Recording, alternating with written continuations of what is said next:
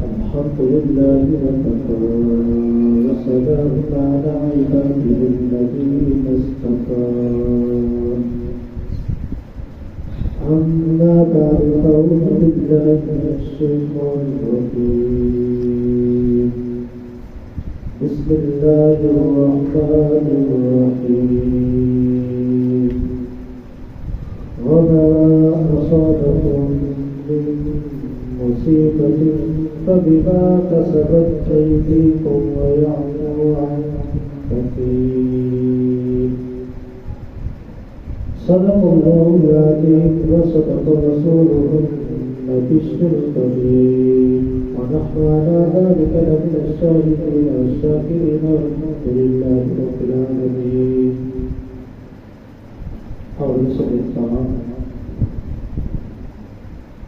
मेरा नाम ये दोस्तों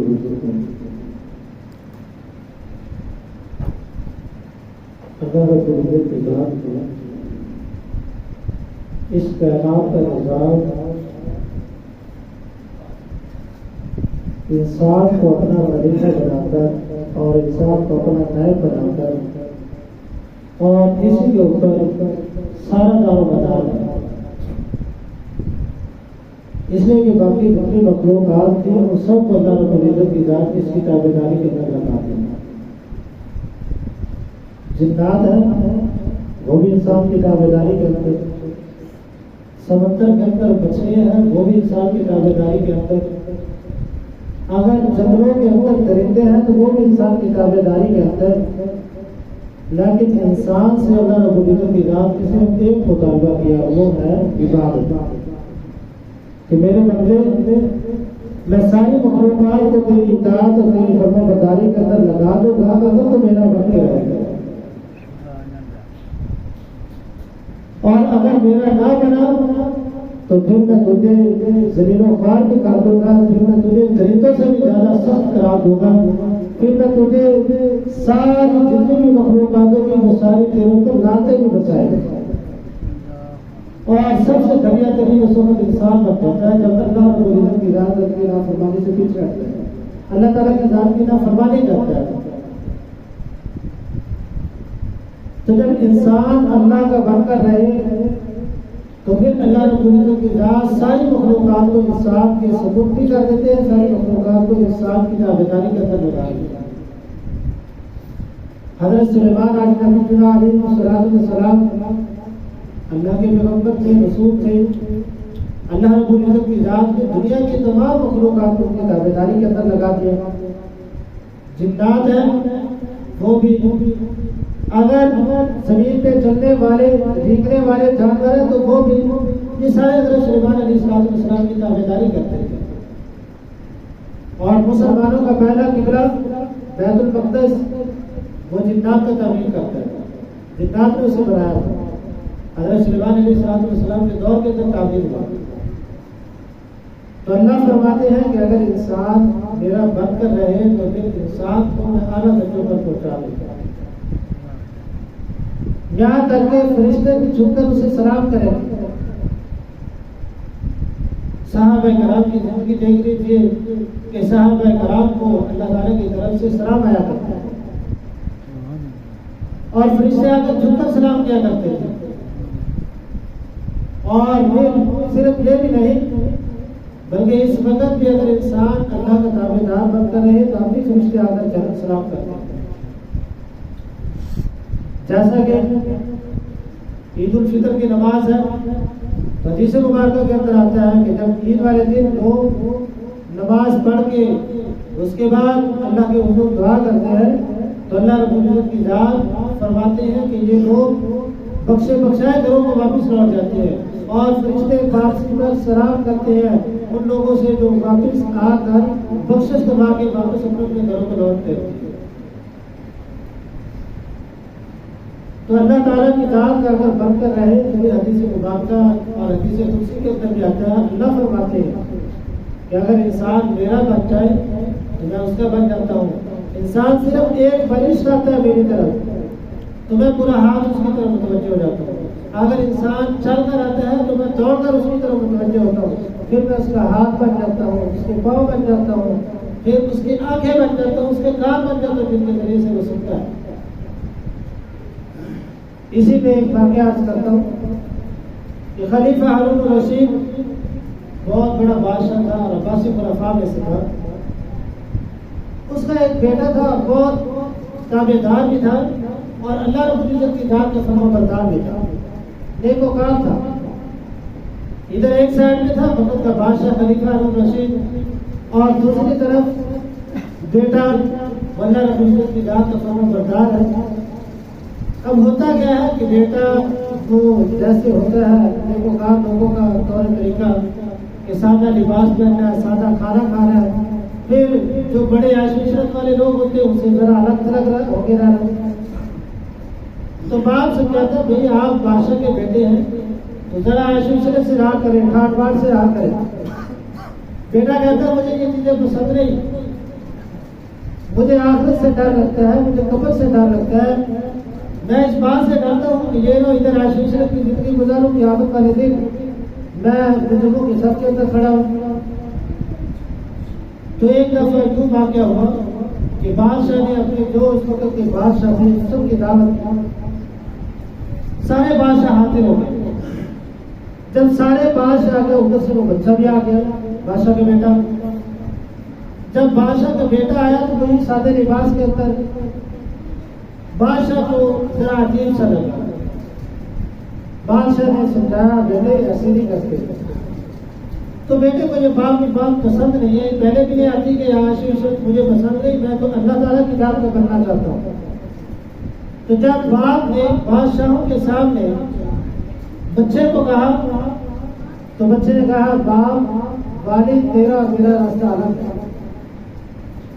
और घर से आते हुए घर से निकल गया जंगलों की तरफ, और थोड़ा सा साथ जो सामान जरूरत होता है वो लिया, एक जाय नमाज, कुरान मजीद, तस्बीह वगैरह, और वादा ने करते हुए एक रिंग भी ले ली थी, एक मुद्री जो होती है वो ले ली थी, एक अंगूठी कि बेटा जब कभी जरूरत पड़े तो इसको बेचकर आप गुजारा करना। जाहिर है कि आप बादशाह के बेटे हैं, फिर भी कहीं ना कहीं जरूरत आपको पड़ सकती है। बेटा चला गया जंगलों की तरफ, जंगल में जाके अल्लाह की इबादत करता, मेहनत मजदूरी करता, दीन की दावत और तबलीग करता, अपनी जिंदगी गुजार रहा था, बसर कर रहा था। एक दिन ऐसे हुआ कि एक अल्लाह वाले उनको जरूरत पड़ी किसी काम काज की, मेहनत मजदूरी की, मकान बना रहे थे तो मेहनत की मजदूरी के लिए एक आदमी चाहिए था। बादशाह तलाश कर वो बुजुर्ग तलाश करते करते जंगल में पहुंचा। जब जंगल के अंदर पहुंचे तो कोई खूबसूरत नौजवान था, पूछा बेटा मजदूरी करोगे? कहने लगा कि मजदूरी के लिए तो पैदा हुए अल्लाह रब्बुल इज्जत की जात में, या तो अपनी इताअत के लिए बनाए या कस्बे हलाल के लिए पैदा किया। इसलिए कि हदीस में भी आता है कासिम हबीबुल्लाह जो हाथ से कमाई करता है अल्लाह का दोस्त होता है। और एक दफा मोहम्मद सल्लल्लाहु अलैहि वसल्लम के पास एक सहाबी आए देहाती, और हाथों में देखा आप सल्लल्लाहु अलैहि वसल्लम के निशानात बने हुए थे मेहनत मजदूरी के, जैसे आजकल होता छाले बन जाते हैं। नबी करीम सल्लल्लाहु अलैहि वसल्लम ने उनके हाथों को चूमा और चूम कर फरमाने लगे कि कासिम हबीबुल्लाह जो हाथ से कमाई करते हैं वो अल्लाह का असल दोस्त होता है, जो मेहनत मजदूरी करने वाला था। इसलिए हम जितने भी अंबिया को देखें, सारे के सारे अंबिया की कोई कोई पेशा था, किसी की तिजारत थी, कोई सिलाई करके गुजारा करते थे, कोई मेहनत मजदूरी करके लकड़ियां बनाते थे, और कोई जिंदा बनाकर वो बेचा करते थे।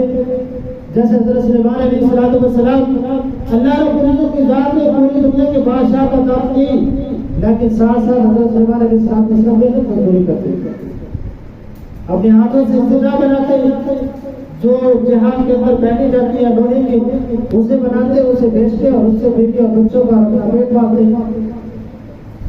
हालांकि अल्लाह रब्बुल इज्जत की जात ने पूरी दुनिया की बादशाह तैयार की थी। ज़मीनी मखलूकात तो थी, इंसान तो था ही था, लेकिन इसके साथ साथ समुद्री मखलूकात, जिन्नात और हवा के अंदर उड़ने वाले परिंदे, ये सारे हज़रत सुलेमान अलैहिस्सलाम की ताबेदारी के अंदर थे।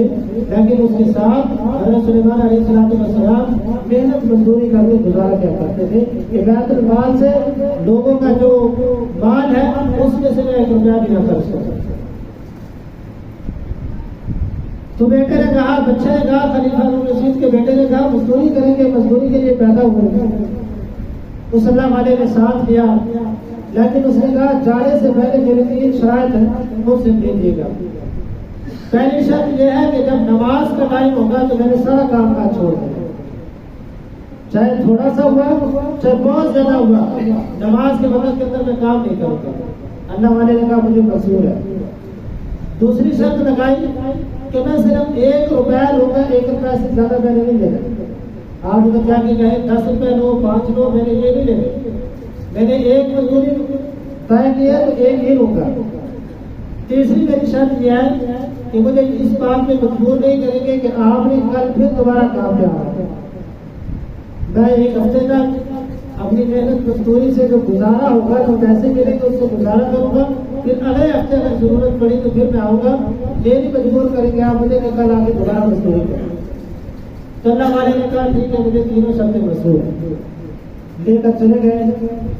जब देखा तो शाम तक उस एक बच्चे ने, एक तो ये है कि जो मिस्त्री वाला काम अलग होता है और मजदूर वाला काम अलग होता है, उस बच्चे ने मिस्त्री वाला काम भी किया और मजदूर वाला काम भी किया, और फिर 10 आदमियों के बराबर उस बच्चे ने काम किया शाम तक। अल्लाह वाले को पसंद आया।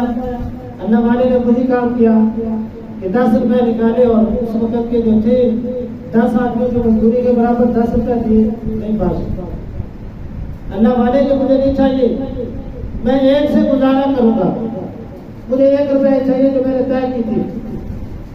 और दूसरा कहा कि कल फिर काम पे आओगे। बच्चे ने कहा नहीं, मेरी शर्त यही थी कि मैं कल काम पे नहीं आऊंगा, अब जब जरूरत पड़ी ये मेरा खत्म हुआ तो फिर दोबारा आऊंगा। वो वादे के मुताबिक 1 हफ्ता गुजरा। 1 हफ्ते के बाद दोबारा फिर वही अल्लाह वाला आ गया और उसको काम इतना पसंद आया कि उसने दोबारा मेहनत मजदूरी वाला कोई और आदमी नहीं तलाश किया। उसने कहा कि 1 हफ्ते के बाद उसी को लेके आए। जब दूसरे हफ्ते आए, दूसरे हफ्ते फिर बच्चे ने मजदूरी की, वही शराइत वगैरह तय करने के बाद जब तीसरा हफ्ता आया तो तीसरे हफ्ते को बच्चा न मिला।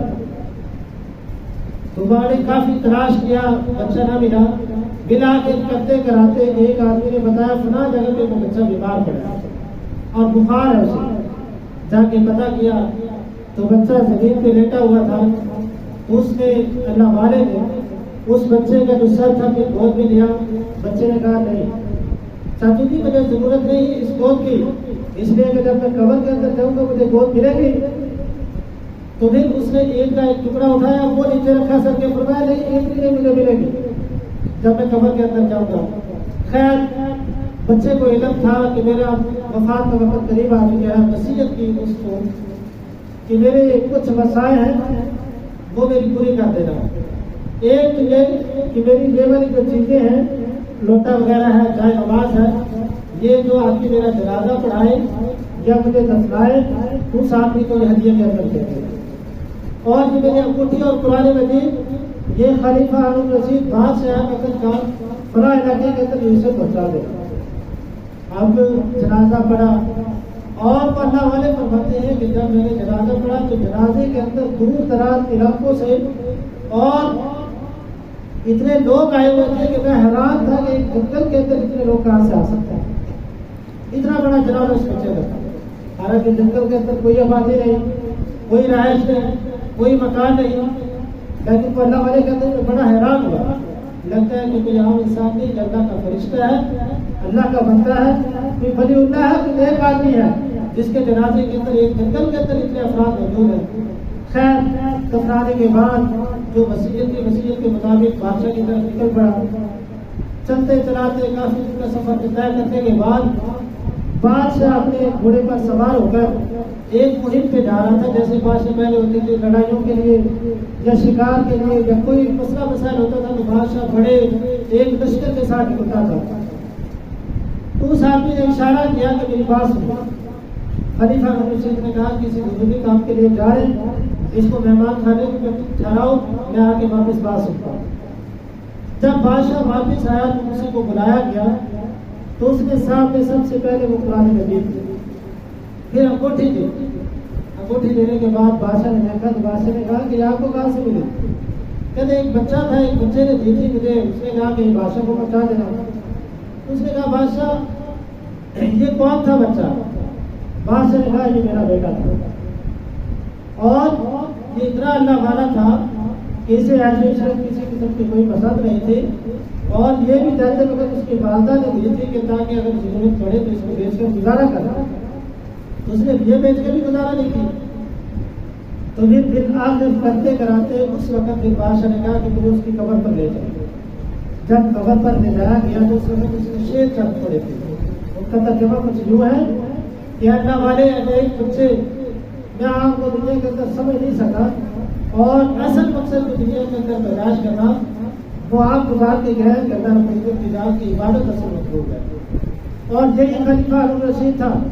इसके पास एक बना आदमी था बहलून रहमतुल्लाह अलैह, इसके बाद जाया आया करते थे। तो बहलून को खलीफा हारून रशीद ने एक सोटी दी थी स्टिक और उस वक्त बहलून रहमतुल्लाह अलैह को लोग सुनते थे कि पागल है, दीवाना है, मजनून है और स्टिक दिया और कहा कि आपसे ज्यादा अगर कोई बेवकूफ हो तो उसे जाकर ये दे दें।